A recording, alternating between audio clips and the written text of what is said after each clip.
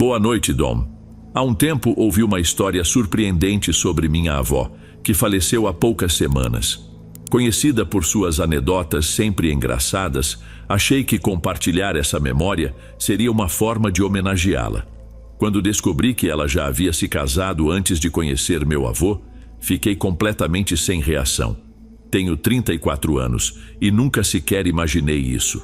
O mais surpreendente foi saber que meu avô jamais ficou sabendo e que ela decidiu guardar segredo para poupá-lo de qualquer sofrimento.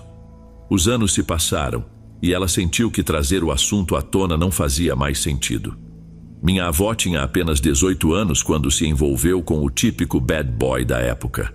Ele, que tinha 20 anos e atendia pelo nome de Jake, conseguiu conquistar toda a atenção dela.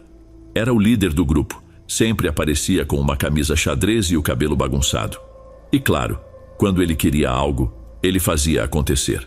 Ela sabia que ele usava intimidação para alcançar seus objetivos, e mesmo que às vezes a deixasse esperando longe para não ver suas negociações, o perigo e o mistério acabavam a atraindo. Ela confessou que na maior parte do tempo sentia um certo medo, mas também havia algo viciante naquela sensação de adrenalina e de amor proibido que só o primeiro romance traz. Minha avó contou que não hesitou um segundo sequer quando decidiu fugir com ele, mesmo sabendo que seus pais jamais aprovariam. Como uma adolescente típica, cheia de impulsividade e rebeldia, ignorou qualquer aviso e seguiu seu amor bandido. No começo, eles viviam em um modesto motel, onde pagavam o aluguel toda semana e mudavam de lugar com frequência, sempre forçados por algum imprevisto a ir embora.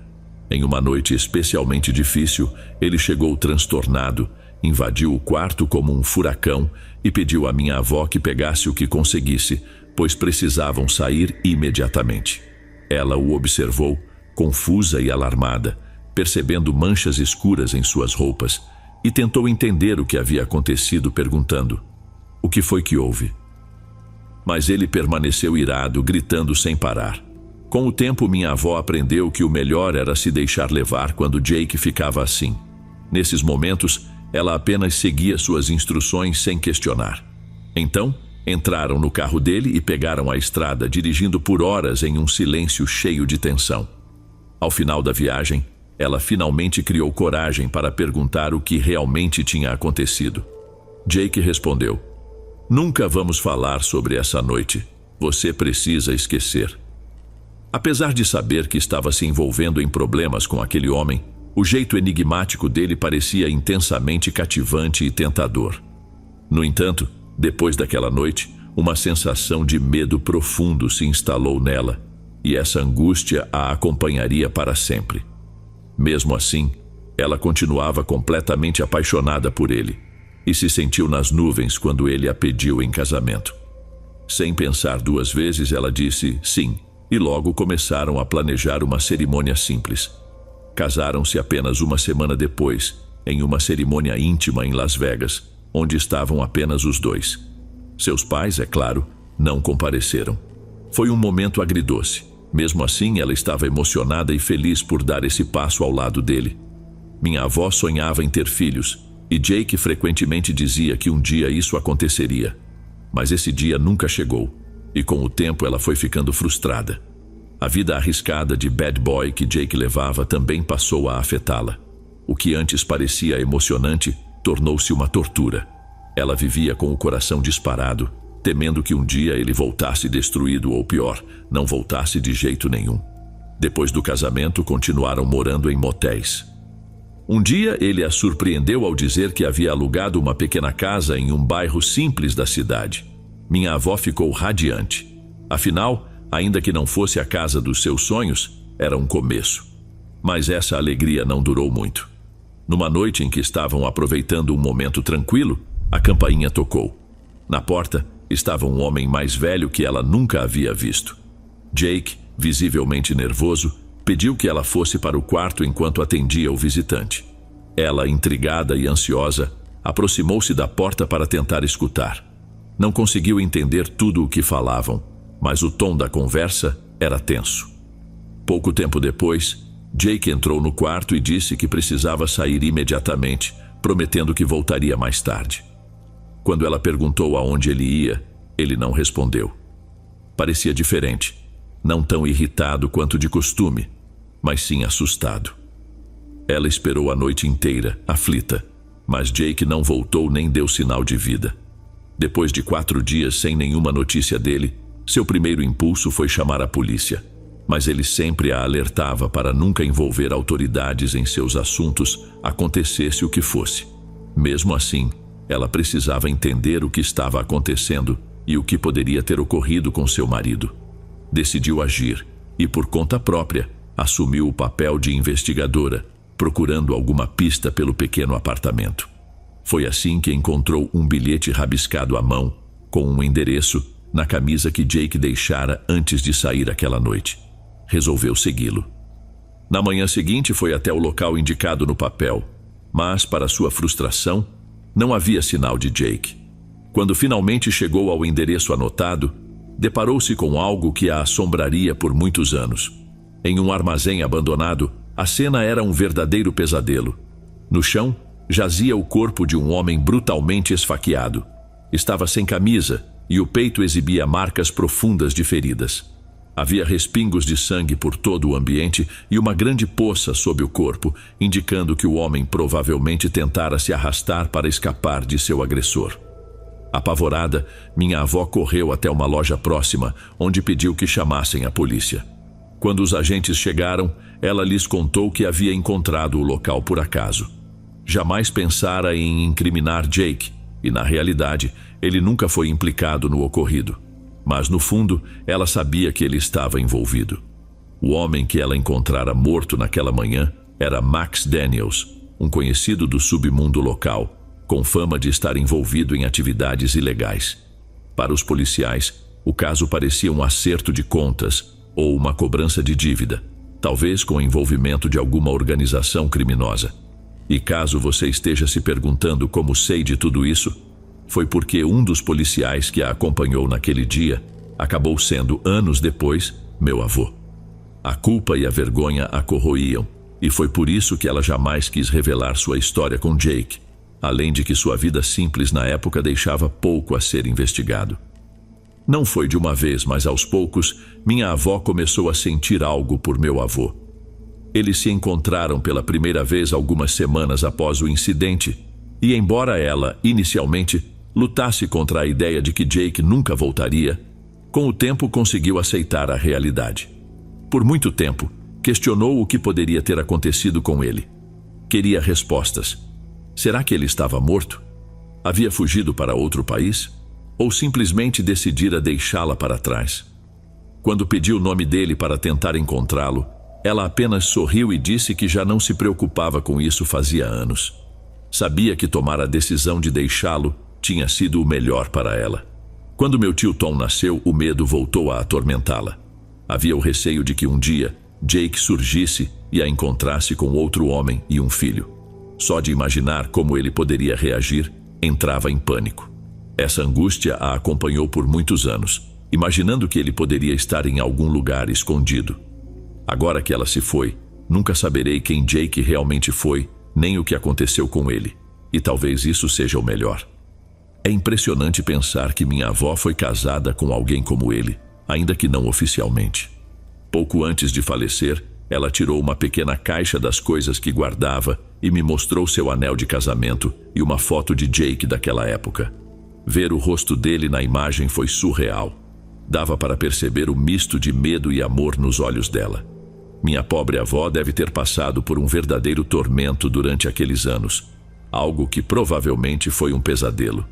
Mas, felizmente, encontrou paz ao lado de meu avô, que era o homem mais doce e bondoso que já conheci. Antes de irmos para o próximo relato, se você é novo por aqui, não se esqueça de se inscrever no canal e ativar o sininho para receber as próximas histórias. Sua presença é importante e seu apoio é essencial. Bem, vamos continuar.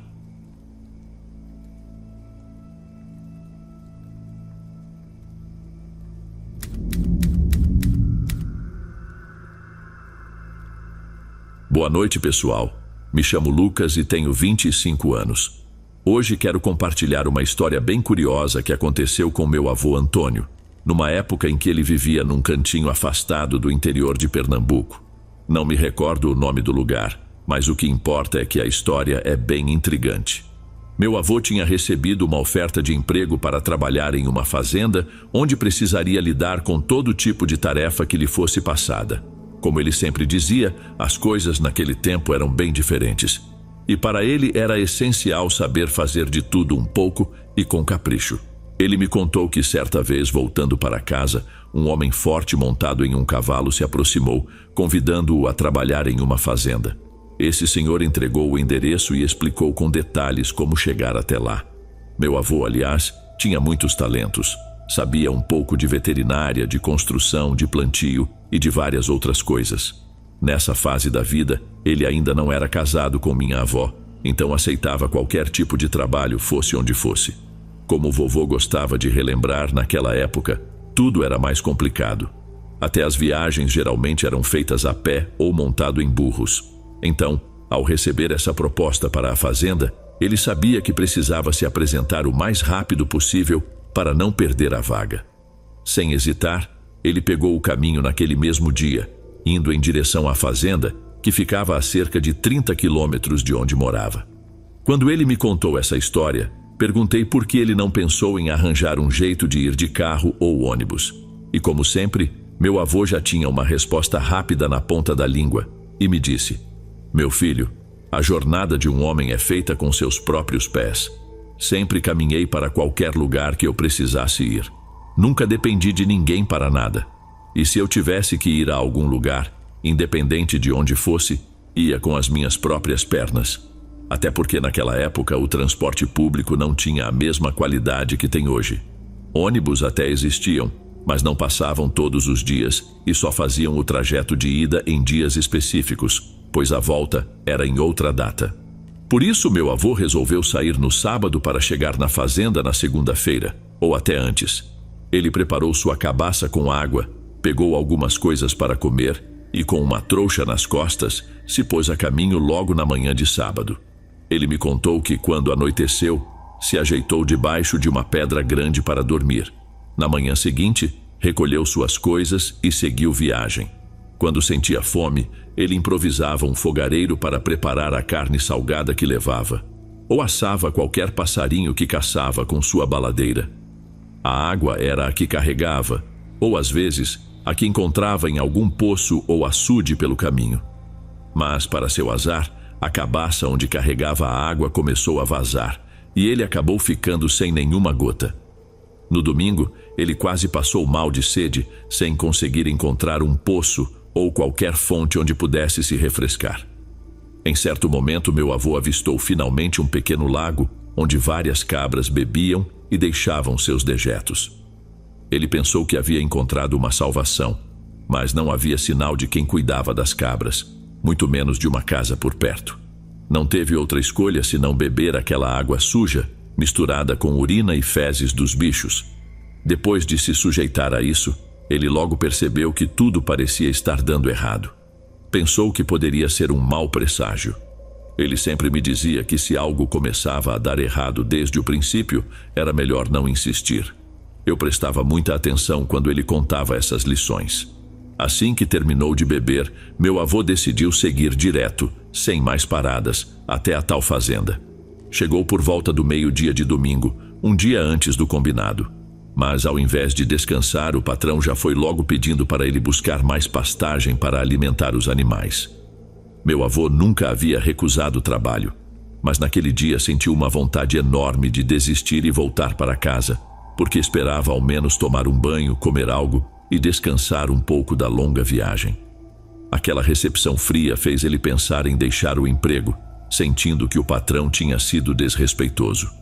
Mesmo desgostoso com o trabalho antes mesmo de começar, ele resolveu ficar pelo menos a primeira semana. Após concluir a tarefa que o patrão pediu, foi levado até uma casinha onde ficaria hospedado. Era simples, mas bem cuidada. O jantar era servido numa grande mesa no alpendre da casa do patrão, e ele só podia ir até lá quando fosse chamado. Quando deu 5 horas da tarde, o patrão gritou avisando que ele já podia jantar. Ao chegar à mesa, meu avô notou que a comida parecia sobras do almoço, talvez até mesmo requentada.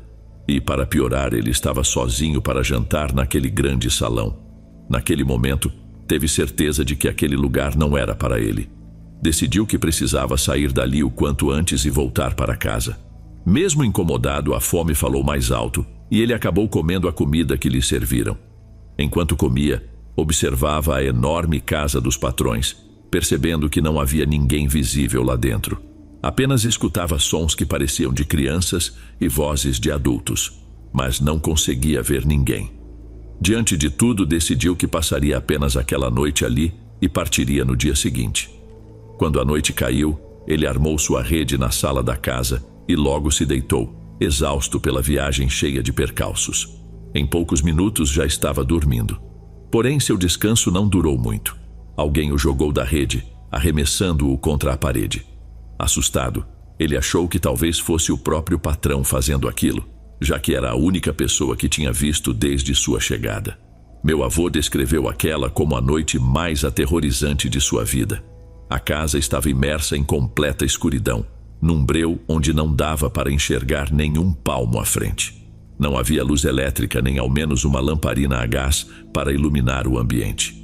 Meu avô ainda estava caído no chão, meio desorientado com tudo o que estava acontecendo, quando, de repente, a mesma coisa que o jogara no chão começou a sacudi-lo pelo braço, dizendo para ele sair dali o mais rápido possível, alegando que aquela casa não lhe pertencia e que ele estava sendo um invasor. Sem conseguir enxergar nada, ele tentava desesperadamente se desvencilhar daquilo, mas não conseguia nem se soltar nem gritar por ajuda.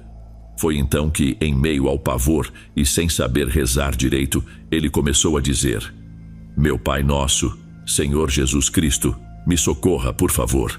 Como num milagre, ao começar a dizer essas palavras, sentiu que aquela coisa, uma figura masculina, sumiu repentinamente ou talvez tenha caído no chão.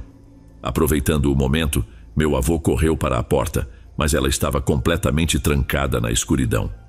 Ele tentou a porta da cozinha, mas estava fechada também.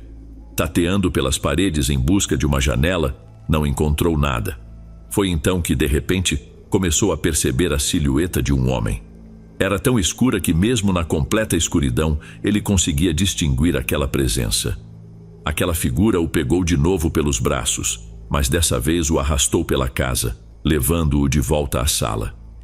Em desespero, ele começou a repetir as mesmas palavras: "Senhor, me ajude. Nossa Senhora Jesus, me proteja. Pelo amor de Deus, me socorra." E mais uma vez, assim que disse essas palavras, a figura o soltou. Ele me contou que nunca conseguiu ver o rosto, apenas uma silhueta escura no meio da escuridão. Tudo o que sabia era que aquele homem estava ali dentro tentando fazer algum mal. Ele sabia que ali não havia para onde correr. Estava no meio do nada, com uma figura misteriosa dentro da casa, aparentemente tentando matá-lo. Meu avô dizia que aquela coisa tinha uma força descomunal e que de nada adiantava tentar resistir. Restava a ele apenas orar e pedir ajuda ao Criador. Em meio às preces, sentiu que a coisa o soltou e o jogou contra a parede com força. Ao se levantar, ele não sabia se era uma alucinação ou se realmente estava ouvindo vozes ao redor da casa. A pancada foi tão forte que ele chegou a sentir a coluna estalar. Foi então que, em meio ao desespero, notou que o basculante da cozinha estava aberto. Não pensou duas vezes. A única chance era tentar escapar por ali. Por um milagre, ele conseguiu passar. Contou que, se fosse um pouco mais robusto, talvez não tivesse conseguido atravessar aquele basculante e nem imagina qual teria sido seu destino.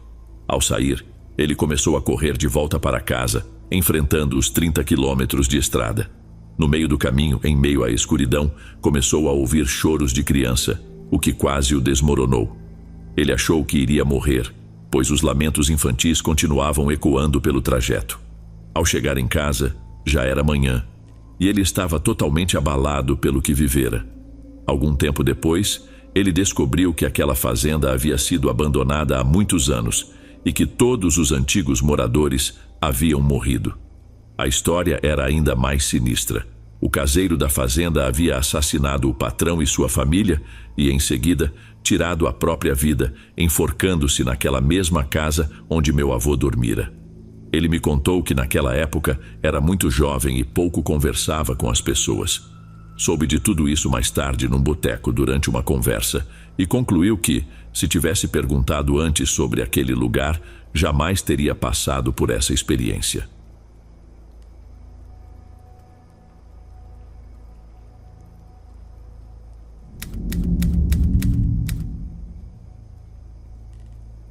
Os pais do meu pai faleceram quando eu era bem pequeno, então guardo pouquíssimas lembranças deles. Tudo o que sei sobre quem eles eram veio das histórias que meu pai e minha tia Clara me contavam. Pelo que pude entender, eles eram muito religiosos, e a casa deles sempre me parecia meio sombria, com aqueles retratos enormes de Jesus e salmos da Bíblia espalhados pelas paredes. A verdade é que, por anos, nunca dei muita atenção a isso. Ainda mais porque sempre tive mais proximidade com os pais da minha mãe. No ano passado, meu pai sofreu um grave acidente de carro e faleceu instantaneamente. Minha irmã Sofia e eu voltamos para nossa cidade natal para ficar ao lado da mamãe e cuidar de toda a burocracia do funeral. Foi um momento muito difícil, especialmente para minha mãe. Ela estava completamente arrasada. Todos nós estávamos, mas ela simplesmente não conseguia lidar com tudo sem o papai. O funeral foi simples, mas foi bom ver tantos colegas de trabalho e amigos do meu pai aparecendo para prestar suas condolências. Mesmo sendo um homem mais reservado, ficou claro para mim que ele era muito querido. Fiz um discurso bem emotivo e compartilhei algumas histórias engraçadas sobre ele. Quando olhei para o público, reconheci quase todo mundo, exceto por um casal de idosos na última fileira. Eles eram muito altos e magros, com expressões sérias, mas havia algo neles que me parecia vagamente familiar. Quando a cerimônia terminou, Sofia e eu ficamos com mamãe na entrada da igreja, agradecendo a todos pela presença. Esse casal de idosos foi o último a sair. Mamãe estava tão abalada que não conseguiu dizer nada, então perguntei como eles conheciam meu pai. A resposta nos deixou completamente sem palavras. A mulher se calou e baixou o rosto, enxugando as lágrimas que escorriam pelo rosto, enquanto o homem disse, de maneira direta, que era nosso avô. Assim como Sofia, fiquei paralisado e sem palavras. Foi então que ele nos explicou que ele e sua esposa haviam entregado meu pai para adoção quando ele era apenas um bebê, o que significava que os avós que conhecíamos não eram os verdadeiros ou pelo menos não os biológicos. Olhei para minha mãe em busca de alguma confirmação, mas ela já devia ter saído para o banheiro, provavelmente para lavar o rosto. O homem então deu um passo à frente e me envolveu em um abraço apertado, pedindo que eu o chamasse de vovô Bob. A esposa dele também me abraçou, sugerindo que eu a chamasse de vovó Ana. Foi um momento. Eu estava cheio de perguntas, mas não conseguia nem pensar em como começar. Um silêncio desconfortável pairou por alguns segundos. Nesse tempo, me peguei observando aquele homem com atenção, analisando o formato do seu nariz, o contorno dos seus olhos e a intensidade da cor azul das suas íris, a mesma que a do meu pai. Sempre achei curioso o fato de que meus avós paternos, assim como minha tia Clara, tinham olhos escuros, enquanto meu pai possuía aquele azul profundo que ele transmitiu para minha irmã Sofia, e que era exatamente igual ao do homem parado diante de mim. Foi nesse momento que o vovô Bob tirou um papelzinho com seu número de telefone e me entregou, sugerindo que eu ligasse mais tarde para conversarmos melhor. Depois disso, eles se despediram. Quando minha mãe voltou, ainda estávamos processando o que havia acabado de acontecer.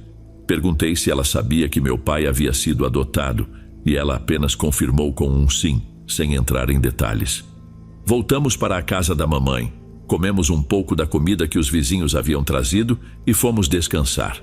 No dia seguinte, Sofia me perguntou se eu queria ligar para nossos avós biológicos e ver se podíamos combinar um almoço com eles. Embora houvesse tantas outras coisas passando pela minha cabeça, minha curiosidade falou mais alto. Disquei o número e vovô Bob nos convidou para jantar em sua casa. Perguntamos à mamãe se estava tudo bem e ela disse que sim, que precisava de um tempo para si mesma. Algumas horas depois, chegamos ao endereço que nos passaram. Era uma casa impressionante nos arredores da cidade. Uma mansão enorme de 2 andares, com um pátio extenso, um jardim exuberante e uma piscina infinita de tirar o fôlego.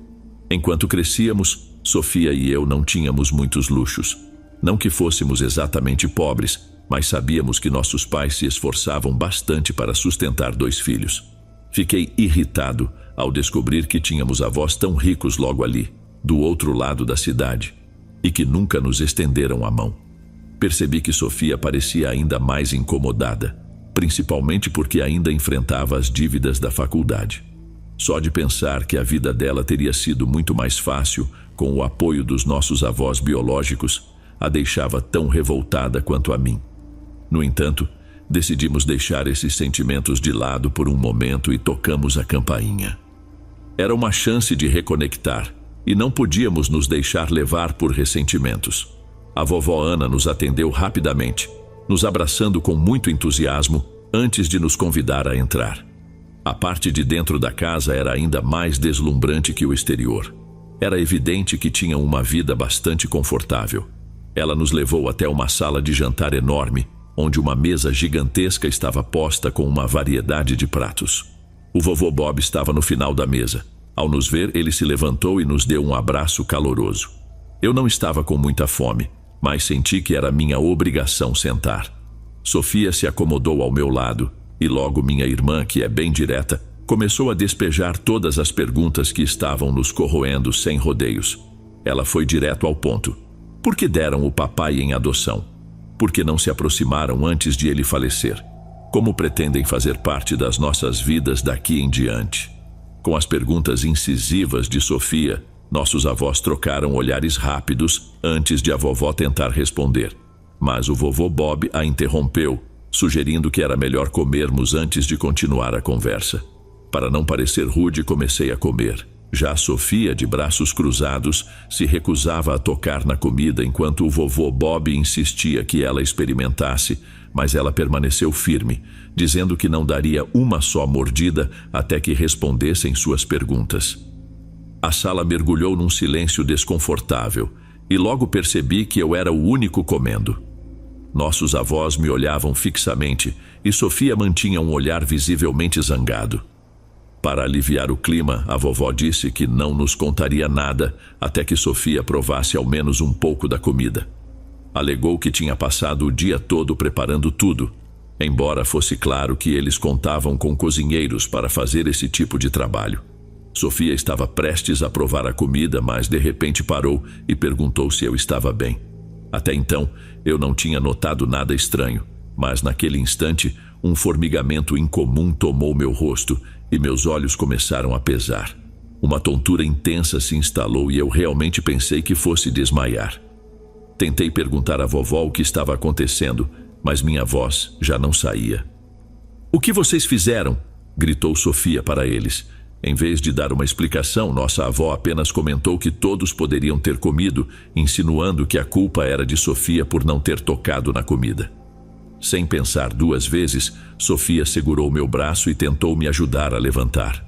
"Vamos, temos que sair daqui", disse ela, me guiando com pressa em direção à porta. Eu mal conseguia andar, então Sofia me arrastava o melhor que podia. Enquanto isso, nossos avós continuavam parados, como se nada estivesse acontecendo. Mas assim que nos aproximamos da porta, 3 empregados surgiram e se lançaram sobre Sofia, derrubando-a no chão. Eu também acabei caindo, sentindo que o mundo começava a desvanecer ao meu redor e já imaginando que estava prestes a perder a consciência. De onde eu estava, ainda pude ver um dos empregados chutando Sofia até ela parar de resistir. Vi o vovô Bob se aproximar, inclinando-se sobre mim com um sorriso assustador estampado no rosto. "Sinto muito, as coisas ficaram um pouco violentas", disse ele. "Veja bem, sua avó está muito doente e precisa de um transplante de rim de um parente próximo. Não leve a mal, mas precisa ser um de vocês." Ele ainda disse mais alguma coisa, mas naquele momento minha mente se apagou e desmaiei. Quando recuperei a consciência, estava no meu carro, estacionado ao lado da estrada. Sofia estava ao meu lado, mas ainda inconsciente. Acordei-a com um leve sacudir e percebi que ela estava cheia de cortes e hematomas, além de parecer muito pálida. "Você está bem?" perguntei. Após alguns segundos, ela respondeu com a voz fraca: "Não me sinto bem." Ela ergueu a camiseta, revelando uma longa cicatriz em seu lado.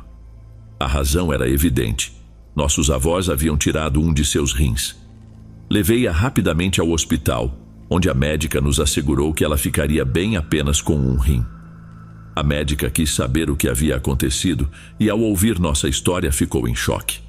Ela chamou a polícia para denunciar o roubo de órgãos, mas não fizeram nada. Descobrimos que nossos avós tinham fortes conexões na cidade e ninguém se atreveu a investigar. Desde então, nunca mais tivemos notícias deles. Parece que conseguiram o que queriam e agora estamos apenas cuidando de nossa mãe, tentando seguir em frente depois desse encontro assustador com nossos avós do inferno. Se estiver gostando dos relatos, não se esqueça de já deixar o seu like. Ele é muito importante. Bem, vamos continuar.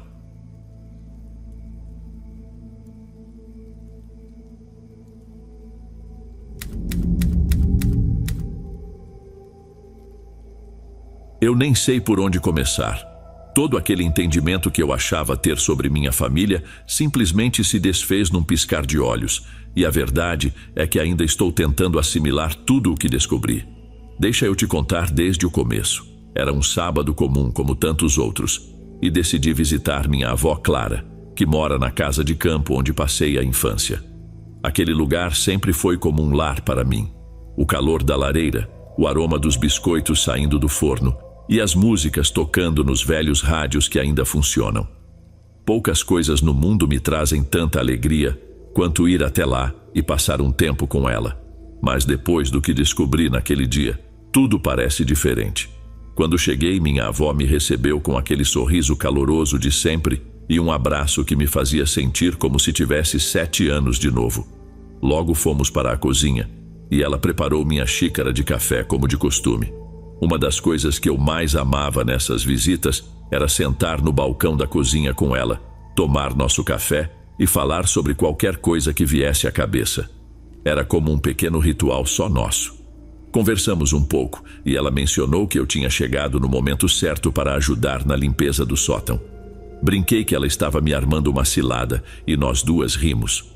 Logo depois comentei que queria dar uma olhada nas fotos antigas da família. E isso fez com que ela começasse a lembrar de histórias de quando ela e meu avô estavam começando a namorar.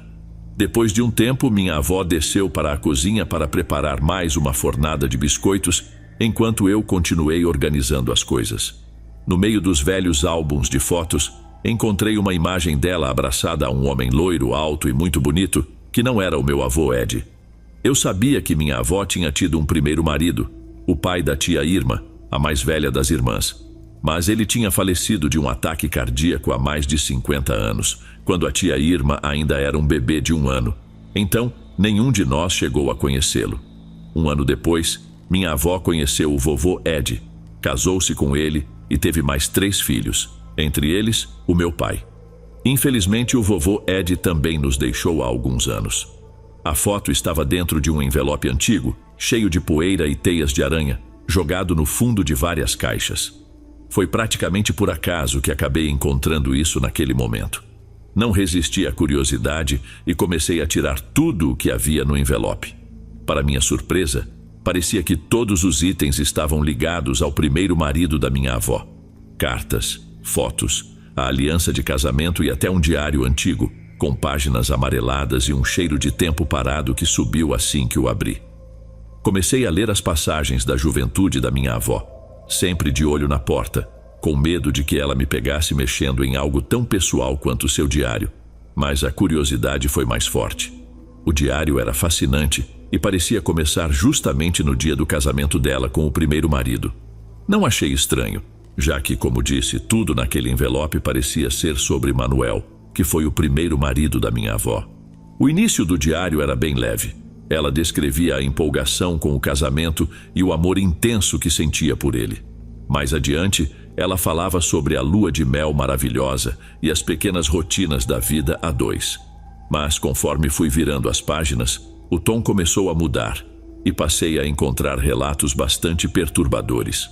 Em algumas partes, ela mencionava o temperamento instável de Manuel e o comportamento agressivo que surgia sempre que ele bebia. Conforme avançava na leitura, os trechos que narravam uma relação profundamente abusiva ficavam cada vez mais intensos. Minha avó descrevia cenas de violência física e verbal que eram assustadoramente fortes. À medida que o diário avançava, dava para sentir o desespero, a tristeza e o medo que ela vivia naquela época. Em determinado momento, ela chegou a escrever sobre o desejo de pedir o divórcio e o pavor de que ele pudesse fazer algo terrível com ela, ou até mesmo com sua filha pequena. Pelo que estava descrito naquele diário, aquele homem era um verdadeiro monstro. Talvez por isso minha avó nunca falava sobre ele. Mas enquanto eu continuava a leitura, encontrei um recorte de jornal entre as páginas e senti um calafrio percorrer meu corpo.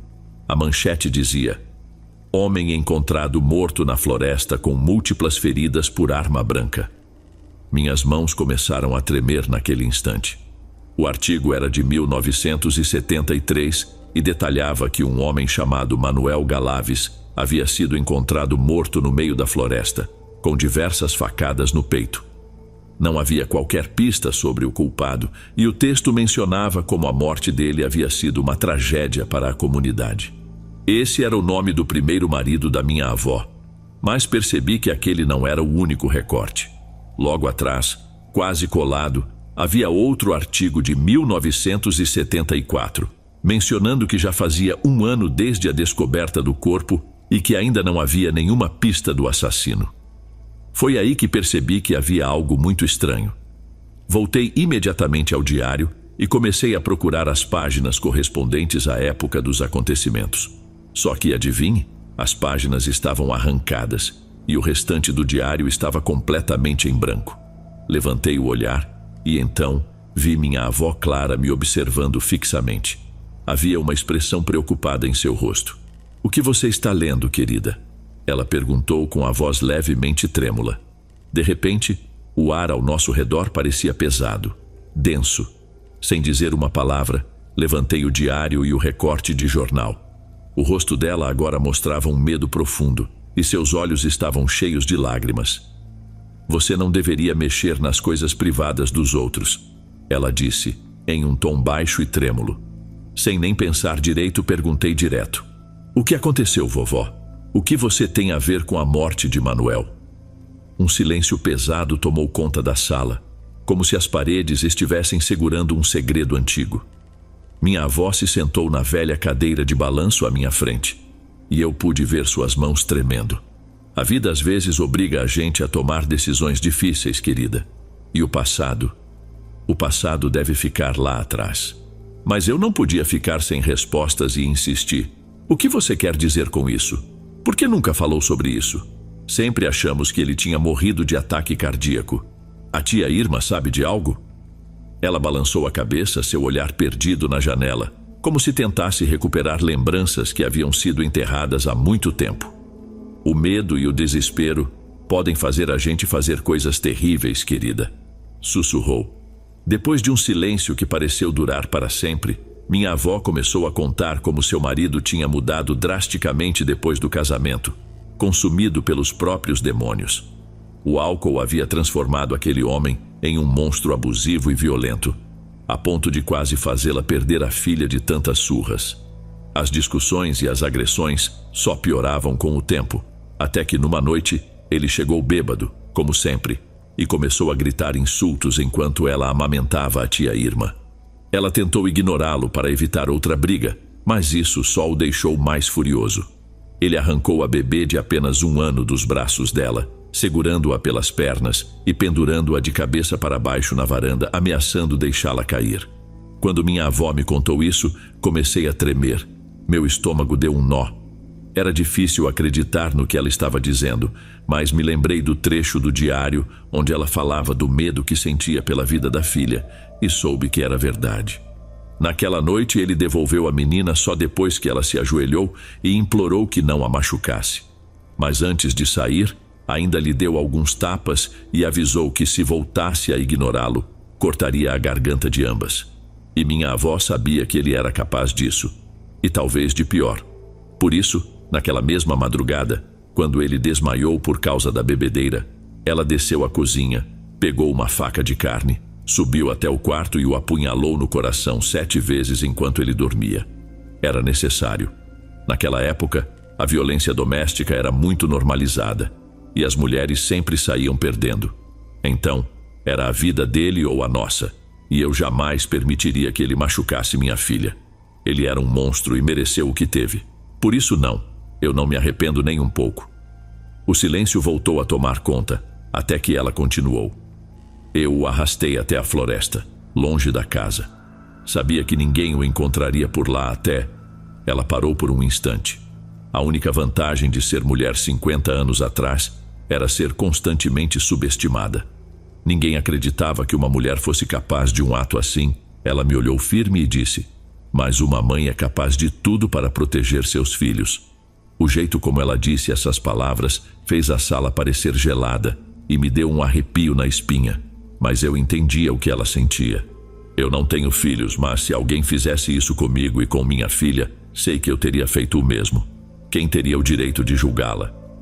Depois disso, me levantei, fui até ela e a abracei bem forte. Disse que a amava e que tinha sido incrivelmente corajosa. Também prometi que esse segredo morreria comigo. Naquela mesma tarde, como se fosse um pacto silencioso entre nós, jogamos o envelope com tudo o que havia dentro na lareira, fechando para sempre aquele capítulo sombrio da vida dela.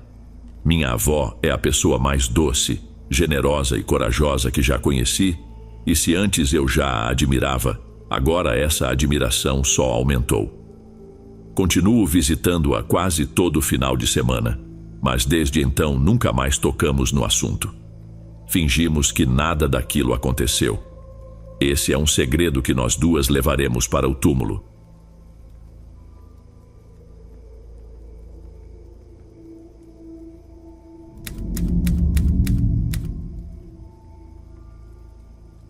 Todos os verões, minha irmã Cynthia e eu fazíamos questão de visitar nossos avós lá no Missouri.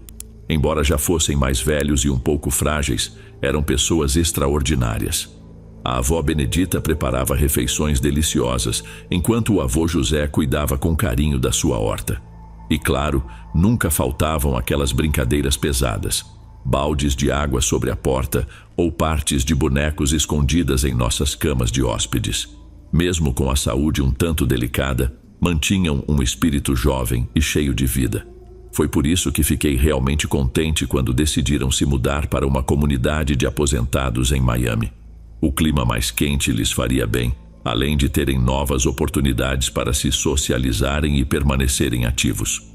No ano passado, acabamos não indo visitá-los porque ainda estavam organizando a mudança. Porém, neste verão, resolvemos pegar um avião para passar uma semana inteira com eles. Assim que nos encontraram no aeroporto, pareciam outras pessoas, muito mais saudáveis e felizes. Durante o trajeto até a casa deles, reparei que o avô José começou a fazer umas perguntas curiosas. O que comíamos, com que frequência fazíamos exercícios e até se tínhamos o hábito de fumar. Cynthia não perdeu tempo e disse que eu fumava, mas ela não. Meus avós trocaram olhares, como quem realmente se importa em manter um estilo de vida mais saudável. Chegando à comunidade deles, fiquei maravilhado com a paisagem. As casas eram enormes e as ruas tinham vista para o oceano. Vizinhos passavam em carrinhos de golfe, todos com a idade dos meus avós, mas com uma vitalidade impressionante. Sorriam e nos cumprimentavam. Alguns até nos convidaram para jantar em suas casas durante nossa visita. Eu tinha uma boa sensação em relação a essa comunidade. Se tudo fosse como eu imaginava, meus pais poderiam ter uma vida longa e feliz por lá. Quem sabe até eu mesmo, quando chegasse a minha hora de me aposentar. Por que não? Com 25 anos, já achava que seria um lugar incrível para viver. Ou pelo menos era assim que eu pensava naquele momento. Naquela noite, estava dormindo profundamente quando, de repente, Cynthia entrou no meu quarto correndo e me sacudiu como se algo grave tivesse acontecido. O que houve? Perguntei. Ela contou que a avó Benedita havia entrado no quarto dela de um jeito meio estranho. Eu a olhei sem entender muito bem sua apreensão, e disse: Cíntia, você sabe como os avós são às vezes, especialmente durante a noite. Talvez ela só tenha ido ver se você estava bem. Você conhece a avó. Cíntia ficou em silêncio, mas me pediu se podia dormir no meu quarto. Respondi que não, porque não queria ser acordado pelos seus roncos até de manhã. No dia seguinte acordei com uma sensação esquisita, como se algo não estivesse certo. Fui até a cozinha para encontrar meus avós, mas só vi o avô José tomando seu café da manhã. Cíntia não estava por ali. Perguntei sobre ela e a avó Benedita e então a avó entrou na cozinha dizendo para eu não me preocupar, que Cíntia tinha saído cedo, provavelmente para fazer algum exercício. Aquilo não me parecia certo. Eu sabia que minha irmã nunca fazia exercícios e também nunca sairia no meio da noite sem me avisar. Tentei argumentar com meus avós, mas o avô José só pediu que eu parasse de fazer perguntas bobas e insistiu para que eu comesse com ele. Decidi não prolongar a conversa e corri direto para o quarto de Cíntia. Assim que entrei, percebi que a cama dela estava impecavelmente arrumada, algo raro. Logo notei que sua mala não estava lá e a janela do quarto estava escancarada, o que era bem estranho para ela. Certificando-me de que meus avós não estavam por perto, escapei pela janela e vi marcas frescas no chão, parecendo rastros de algo arrastado. Segui esses sinais até o centro comunitário, que ficava um pouco mais no fim da rua. No caminho, passei por uma senhora idosa regando seu jardim, que me perguntou como eu estava. Tudo bem, respondi tentando soar natural e evitar desconfiança. Percebi que ela me olhava de um jeito estranho, mas continuei meu caminho até o centro. Ao chegar, encontrei a porta aberta e entrei. Me deparei com uma sala que parecia uma espécie de enfermaria improvisada, cheia de equipamentos médicos e mesas de operação. No centro do espaço, vi Cíntia amarrada a uma mesa. Ela tinha uma mordaça e mal conseguia se mover. Com rapidez, tirei a mordaça e perguntei o que estava acontecendo. Me ajuda, sussurrou. Acho que tiraram meu rim. Notei que sua camisa estava encharcada de sangue. Ao levantá-la, vi uma cicatriz feia e recém-costurada em seu lado, ainda com sangue. Me ajuda, Alex. Esses idosos estão sequestrando jovens como nós para roubar órgãos. Você tem que deter os avós, murmurou com a voz fraca antes de desmaiar. Naquele momento, a terrível verdade me atingiu em cheio. Aquilo não era uma simples comunidade de aposentados. Todos aqueles idosos mantinham-se em boa forma porque estavam roubando órgãos. E o mais apavorante era saber que meus próprios avós faziam parte disso. Eu tentei soltar as amarras de Cíntia, mas as correias estavam firmemente presas aos seus pulsos. Consegui finalmente soltar uma de suas mãos, mas logo ouvi palmas lentas atrás de mim. Ao me virar, vi minha avó me observando com um sorriso sinistro. Aquele sorriso parecia fora do normal. Olha só quem temos aqui. Você é mais esperto do que eu imaginei, disse ela. Vocês estão mesmo roubando órgãos? Perguntei, enquanto o desconforto crescia dentro de mim. Logo mais 2 idosos entraram na sala, e atrás deles, o avô José, que permaneceu em silêncio. É por uma causa maior, querido. Não se preocupe, a Cíntia vai ficar bem.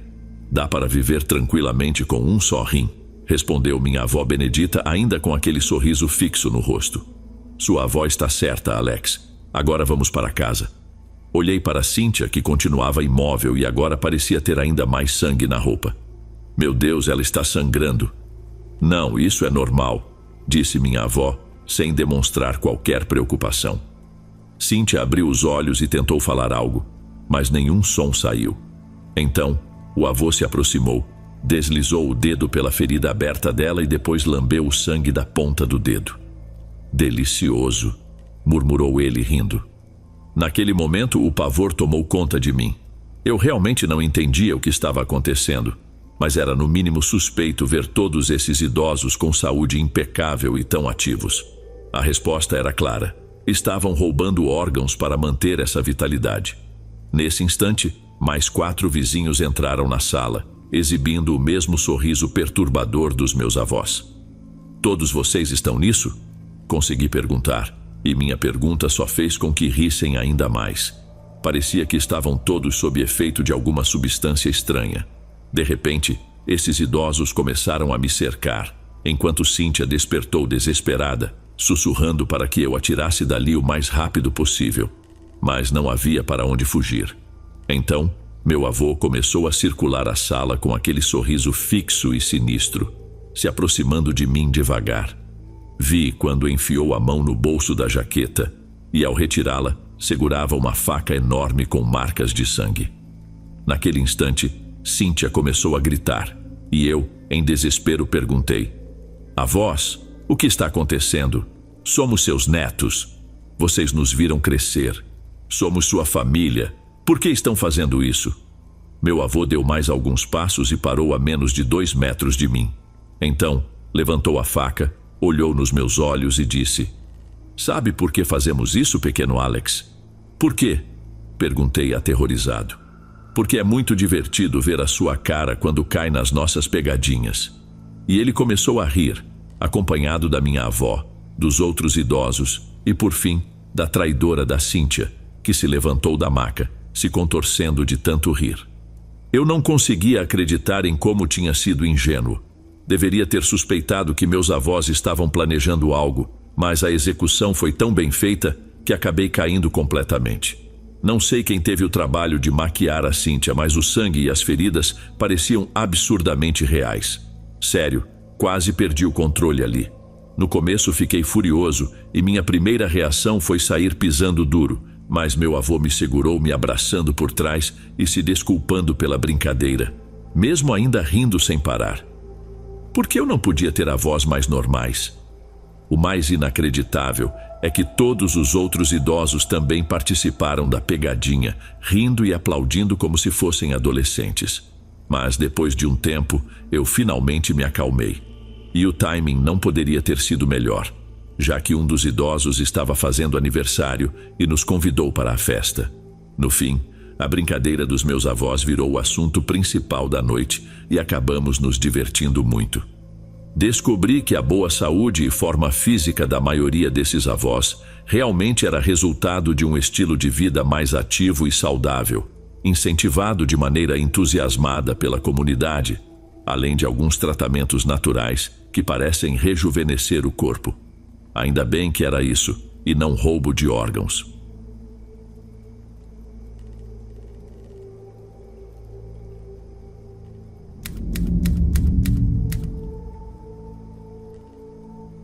Meu nome é Gabriela e sou do Nepal, embora viva nos Estados Unidos desde que tinha 13 anos.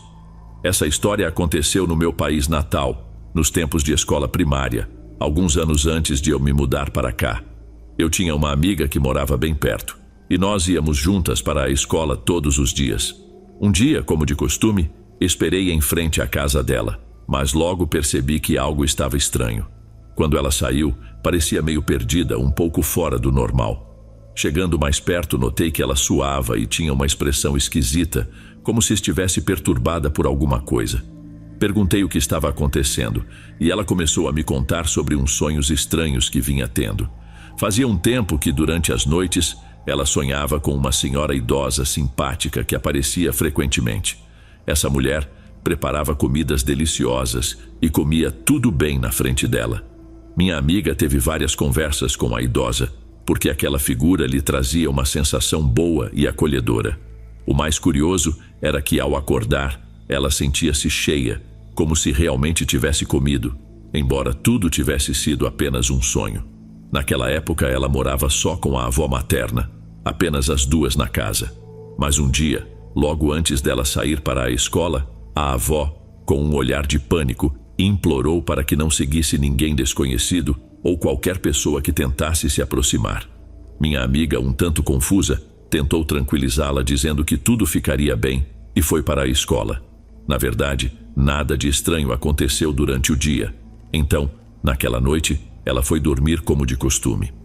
Quando ela adormeceu de novo, a idosa reapareceu em seu sonho, e ali estavam, desfrutando mais uma refeição. Mas então, de repente, a idosa pediu para que ela a acompanhasse a outro lugar. Minha amiga, sem hesitar, segurou a mão dela e começou a segui-la. Só que, num instante, lembrou-se das advertências que a avó havia feito naquela manhã. Soltou a mão da idosa e recusou-se a ir. Nesse momento, viu o rosto da mulher mudar e tornar-se assustador, quase como o de uma bruxa, uma figura espectral e aterradora. Antes que ela pudesse entender o que estava acontecendo, a idosa agarrou-a pela nuca e começou a arrastá-la. Por mais que tentasse se soltar, seu corpo permanecia imóvel, enquanto o medo a dominava por completo. No meio desse pavor, lembrou-se de mais uma coisa que a avó lhe dissera naquela manhã. Se um dia alguém tentar te arrastar em um sonho, não entre em pânico. Basta bater sua cabeça contra algo sólido como uma parede ou um pilar, e você acordará. Rápida, viu uma árvore à frente e resolveu tentar bater a cabeça nela. Mas, de repente, a idosa começou a rir, ainda puxando-a pela cabeça. "Quem te contou isso?" perguntou em tom de zombaria. "Ah, já sei. Foi sua avó." Com isso, minha amiga não conseguia acordar e percebeu que estava sendo levada cada vez mais fundo naquele sonho. Então, seu olhar pousou no bastão que a idosa segurava. Sem pensar duas vezes, golpeou-o com toda a sua força e bam! Finalmente, despertou daquele pesadelo assustador. Ainda me arrepio ao lembrar das palavras dela enquanto contava essa história. Alguns dias depois, logo pela manhã, percebi que minha amiga estava tão abalada pelo sonho que começou a faltar à escola. A situação parecia grave, então decidi ir até a casa dela, pois estava muito preocupada. Quando cheguei lá, a porta estava trancada e ela não atendia ao telefone. Foi só depois de um mês que finalmente recebi uma ligação dela, pedindo que eu fosse novamente até sua casa. Com o coração dividido entre ansiedade, medo e uma pontinha de curiosidade, fui até lá o mais rápido possível. Quando a encontrei, ela parecia outra pessoa, abatida, quase irreconhecível. O ambiente ali estava estranho e uma sensação pesada preenchia o ar. Eu podia até ouvi-la rindo sozinha com uma risada desconcertante e sem sentido. De repente, ela me puxou para dentro, guiando-me até um quarto e com um tom estranho disse: "Olha, minha avó, está louca." Sua risada ecoou ainda mais forte, como se algo tivesse quebrado dentro dela. Não consegui evitar e olhei para o quarto. Lá estava sua avó, sentada, com o olhar perdido no vazio, visivelmente desesperada, em um ambiente escuro iluminado apenas pela luz que atravessava a janela. O rosto dela refletia um terror profundo, enquanto murmurava frases repetidas, sem nexo aparente. "Eu não ensinei isso. Não fui eu. Me perdoe, me perdoe", repetia continuamente. Logo depois fiquei sabendo que a avó da minha amiga havia falecido. Minha amiga, por sua vez, acabou sendo internada em um centro psiquiátrico, pois começou a ter alucinações e parecia completamente desconectada da realidade. Foi como se tivesse enlouquecido de repente. Na época, com meus 11 anos, isso só me fazia pensar em uma coisa. A avó dela era uma bruxa que invadia seus sonhos e lhe dava algo nocivo para comer. Eu achava que a intenção final era devorá-la. Mas agora, adulta e estudante de psicologia, me pergunto se havia um problema mental subjacente na família. Analisando o comportamento dela e da avó, é possível que se tratasse de esquizofrenia, talvez até agravada por alguma substância que a avó poderia ter colocado em sua comida. Vai saber. A verdade é que nunca mais vi minha amiga desde então. Alguns anos depois acabei emigrando para este país, e desde então, sempre que falo com parentes no Nepal, pergunto sobre ela. No entanto, até hoje ninguém sabe o que aconteceu com ela. Antes de irmos para o último relato, se ainda estiver por aqui, deixe um comentário compartilhando sua opinião sobre as histórias de hoje. Se preferir, comente o horário que está assistindo. Bem, vamos continuar.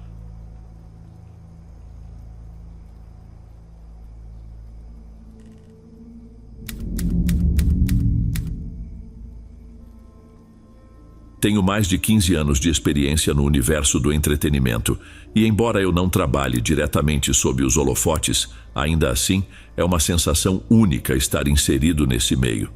Meu papel essencialmente é planejar e montar a cenografia para peças teatrais, espetáculos de dança, além de filmes e videoclipes. A missão é garantir que cada elemento no palco esteja exatamente onde deve estar para cada produção. Assim como muitos dos meus colegas, meu interesse pela arte cênica começou cedo, e no meu caso, talvez até antes que o de muitos deles. Acredito que tem algo de familiar nessa paixão, já que meu avô foi produtor nos anos 60 e trabalhou ao lado de grandes estrelas, como John Wayne e o próprio Elvis Presley.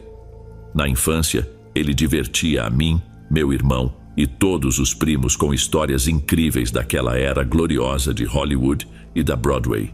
Com o passar dos anos, notei que minha avó sempre reagia de forma estranha quando ele relembrava seus tempos na indústria. Depois que ele faleceu, já adultos, meu irmão e eu nos lembramos desses momentos e começamos a perceber o desconforto que ela demonstrava quando o assunto vinha à tona. Conjecturamos um pouco e, por mais doloroso que fosse, consideramos a possibilidade de que, naquela fase áurea do cinema, talvez meu avô tivesse vivido alguma aventura. O modo como minha avó mudava ao ouvir essas histórias era, no mínimo, intrigante. Bastava ele relembrar algumas anedotas daqueles tempos e ela já adotava uma expressão carregada, como se revivesse lembranças indesejáveis. Não parecia justo presumir que ele realmente tivesse envolvimentos extraconjugais, mas era difícil não cogitar essa hipótese quando se imaginava aqueles tempos loucos na indústria, quase como o Velho Oeste, mas repleto de festas e mulheres deslumbrantes a cada esquina. Meu avô era um produtor de renome, o que fazia com que ele tivesse contato próximo com algumas das atrizes mais famosas e belas da sua época. Por mais desconfortável que fosse pensar nisso, a ideia de que ele pudesse ter se envolvido com alguma celebridade parecia fazer sentido. Algum tempo depois de sua morte, após uma longa batalha contra o câncer, fui visitar minha avó e, pela primeira vez, tomei coragem para perguntar a verdade sobre os anos de meu avô como produtor em Hollywood. Não queria mais ouvir aquelas histórias fabulosas e cheias de glamour que ele sempre compartilhava quando tocávamos no assunto. Eu queria saber o que de fato acontecia nos bastidores, principalmente agora que eu mesmo fazia parte desse meio e já conhecia um pouco do lado menos cor-de-rosa que o envolve. A indústria do entretenimento é cheia de vícios e tentações. A maioria das pessoas sequer imagina o que se passa. E pelo que eu sei, naqueles tempos, tudo parecia ser amplificado ao máximo. Contudo, eu precisava ser cuidadoso. A última coisa que queria era trazer à tona lembranças que pudessem ser dolorosas para minha avó. Eu sabia o quanto ela continuou mostrando carinho e uma admiração sincera por ele até o último momento, o que tornava estranho pensar que ele pudesse ter traído essa confiança de maneira tão profunda. Por isso, decidi fazer a pergunta de maneira indireta. Por que o avô deixou Hollywood? E por que você sempre saía da sala quando ele falava daqueles tempos? Minha avó ficou em silêncio por alguns segundos, depois respirou fundo e respondeu: Bem, acho que você já é maduro o suficiente para ouvir essa história. Fiquei ainda mais curioso, então apenas acenei com a cabeça e me preparei para ouvir com atenção. Ela começou a narrar tudo naquele jeito típico de avós, e logo percebi que eu estava totalmente enganado sobre o que imaginava que ela diria. Ela não se lembrava do ano exato, mas contou que em algum momento da carreira do meu avô como produtor, ele decidiu levá-la para Hollywood, algo que eu não fazia ideia. Na época, ela tinha cerca de 23 anos e era bailarina da Broadway, realmente muito bonita. Meu avô aproveitou seus contatos para conseguir algumas audições para ela e a apresentou a pessoas influentes da cidade. Mas, sendo muito orgulhosa, minha avó não queria que nada fosse facilitado para ela. Então, adotou um sobrenome diferente e nunca mencionou que era esposa de um produtor nas audições. Queria conquistar seu espaço pelo talento, não pelo nome do marido. Após várias tentativas frustradas, estava quase pronta para abandonar o sonho de ser atriz de cinema. Pensou que talvez fosse melhor continuar sua carreira como bailarina, ou quem sabe, tentar a sorte como modelo. Afinal, ela tinha atributos para isso. Ainda assim, antes de desistir completamente, ela decidiu participar de uma última audição que prometia ser sua grande chance no cinema. Segundo ela, meu avô estava bastante cético em relação àquilo, pois jamais ouvira falar do diretor ou do projeto. Porém, minha avó, com sua teimosia habitual, pediu que ele confiasse nela e garantiu que sabia o que estava fazendo. O local da audição era um antigo prédio em ruínas, nos arredores da cidade. Provavelmente desorientada, ela não deu muita atenção à localização suspeita, achando que o diretor poderia ter escolhido aquele lugar por motivos artísticos ou, quem sabe, tivesse seu escritório ali. Assim que entrou, se deparou com algo assustador. 4 pessoas, 3 mulheres e um homem, todos usando máscaras. Ao tentar correr, foi imediatamente agarrada por 2 das mulheres, que começaram a agredi-la. Em pouco tempo, amarraram-na a uma cadeira, e uma das mulheres avisou que, se quisesse sair dali com vida, teria que colaborar.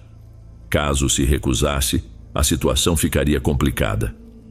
Vendo que não tinha muitas alternativas, minha avó concordou, esperando que encontrasse uma chance de escapar mais adiante. A mulher explicou que precisava dela para roubar um lugar e que a esperariam do lado de fora do prédio. Se tentasse gritar ou fugir, eles se encarregariam de encontrá-la. Contaram o plano inteiro e minha avó fingiu não entender direito, percebendo que talvez aquela fosse sua única saída. Imaginava que, ao entrar no apartamento, poderia achar um telefone para chamar alguém, ou, ainda melhor, encontrar alguém disposto a ajudá-la. Porém, ao chegarem ao prédio onde fariam o roubo, seu plano desmoronou completamente. Um dos homens a escoltou e ela percebeu que ele carregava um tubo metálico nas mãos. Arrepios percorreram seu corpo ao pensar que o objeto era uma ameaça velada. A porta do apartamento estava aberta e eles entraram. Deram-lhe uma sacola de tecido e pediram que a enchesse de dinheiro vivo. Garantiram que ela encontraria dinheiro em uma mesa ali dentro e, de fato, estavam certos. Com o coração disparado, minha avó começou a encher a bolsa com o dinheiro, tentando ao mesmo tempo bolar uma forma de escapar. De repente, o homem a empurrou e gritou para que se apressasse. Enquanto continuava, notou um vaso de flores sobre a mesa e, num impulso, pegou o objeto e acertou-o com força na cabeça do sujeito, que caiu desmaiado no chão. Ela aproveitou a chance e correu em direção à saída nos fundos do prédio, sentindo que finalmente conseguia respirar. Correu por vários quarteirões até avistar um carro de polícia em um estacionamento. Aproximou-se rapidamente e contou ao policial o que havia acontecido. No entanto, naquela época parecia que as autoridades não davam muita importância às mulheres e demoraram um pouco para levar sua história a sério antes de registrar a denúncia. No fim, chamaram meu avô, que decidiu evitar qualquer escândalo. Felizmente, minha avó conseguiu dar uma descrição bem detalhada dos sequestradores, o que levou à prisão de uma das mulheres do grupo. Mas os outros 3 acabaram fugindo. Ela nunca soube quem era o dono do apartamento, mas pelo que ouviu, devia ser alguém envolvido nos lados mais obscuros de Hollywood. Principalmente depois que a mulher presa revelou que o plano era matá-la no local, após encher a bolsa com o dinheiro. A ideia deles era que tudo ficasse sem rastro, como se nada tivesse acontecido. Não imaginavam que ela conseguiria escapar, muito menos que fosse casada com alguém influente.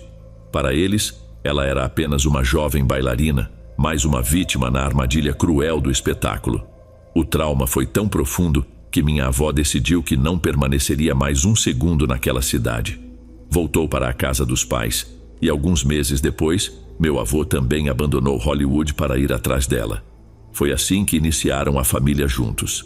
É curioso pensar que ele sempre nos contava histórias cheias de humor e alegria, mas ao falar de Hollywood, ela mal conseguia disfarçar as memórias aterradoras. Não consigo imaginar o que ela deve ter sentido naquele momento horrível, e fico grato por ela ter conseguido escapar e ainda ver uma pequena justiça com a captura de um dos culpados. Espero que os outros tenham sido pegos mais adiante e que no final a justiça tenha chegado para eles também. É incrível como, em questão de instantes, a vida pode mudar e como algumas pessoas sem escrúpulos podem destruir os sonhos dos outros.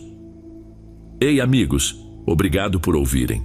Clique no sininho de notificações para ser alertado de todas as futuras narrações. Lanço vídeos novos todos os dias por aqui. Espero te ver nos próximos.